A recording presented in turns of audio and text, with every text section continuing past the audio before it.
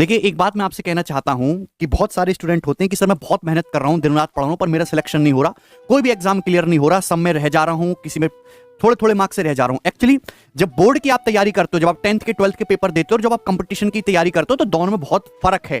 Board के exam में आपको सिखाया जाता है कि आप अपने पे ध्यान दो, आप अपनी मेहनत करो, दूसरे बच्चे क्या कर रहे हैं, उनको कैसी सुविधाएं मिल रही हैं, उनका बैकग्राउंड क्या है, भाई उस पर आपको ध्यान नहीं देना है। लेकिन कंपटीशन का नाम में ही कंपटीशन आता है, इसमें यह मतलब डिपेंड नहीं कर रहा कि आप कितनी मेहनत कर रहे हो। कंपटीशन का मतलब यह है कि आप दूसरों से कितनी ज्यादा मेहनत कर रहे हो।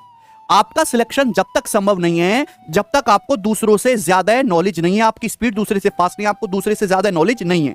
सपोज 35 लाख बच्चों ने फॉर्म भरा, सीरियस उसमें 2 लाख हैं, ठीक है, और 2 लाख में से आप जो है 3 लाख बच्चों से नीचे हो नॉलेज में, आपकी स्पीड कम है, तो आपका सिलेक्शन कैसे हो जाएगा? फाइनल सिलेक्शन के लिए आपको दूसरों से बेहतर बनना होगा। और भैया इतने टैलेंटेड लड़के हैं कि उन्होंने सिलेबस भी खत्म कर रखा है, कई कई साल से सेम एग्जाम को रिपीट कर रहे हैं, रिपीटर भी हैं, उन्होंने प्रीवियस ईयर के क्वेश्चंस भी लगा रखे हैं, वो चलते फिरते एसएससी के मिनी गूगल बन चुके हैं। तो आपको अगर उनको क्रॉस करना है तो आपको उस दायरे को पार करना होगा।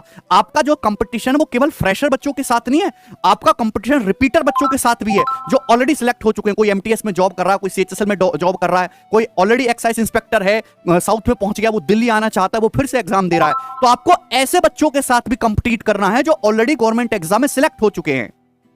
उसके लिए आपको बहुत मेहनत करनी होगी। केवल अपने को देख के पढ़ाई मत करिए, दूसरे बच्चे क्या कर रहे हैं मार्केट में, वो कितना बेहतर पढ़ रहे हैं, कितना उनके मार्क्स आ रहे हैं, वो करिए। हर सैटरडे संडे को बहुत सारे प्लेटफॉर्म पे लाइव मॉक टेस्ट आते हैं, वो दिया करो लाइव मॉक टेस्ट, उसका आपको पता चलेगा कि आप कहां बैठते हो, आपकी हैसियत कितनी है, कितने लायक हो आप।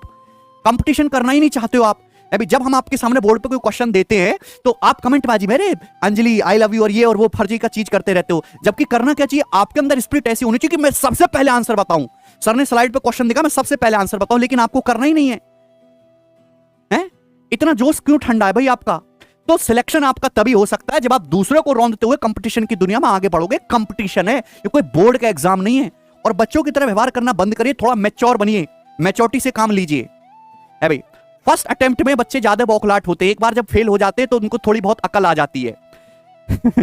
एक बात मैं आपसे और कहना चाहूंगा कि कभी कभी ऐसा होता है कि एग्जाम नहीं निकल रहे होते हैं ना, 2-3 अटेम्प्ट 2 साल भी लग जाते हैं, लेकिन जब कोई एक सिंगल एग्जाम में निकल जाता है, चाहे वो बेशक छोटा सही, चाहे आप जीडी का पेपर निकालो, चाहे एमटीएस का पेपर निकालो, ऐसा मैंने बहुत ज्यादा देखा है कि एक सिंगल एग्जाम निकलने के बाद फिर एग्जामों की लाइन लग जाते हो, 5-6 एग्जाम लगातार निकलते हैं। तो बार खाता अगर आपका खुल जाए ना, चाहे छोटे एग्जाम से शुरुआत करो, लेकिन खाता खोलो, फिर उसके बाद बहुत सारे गवर्नमेंट एग्जाम आप आगे निकाल लोगे, ये पक्का वादा है हमारा।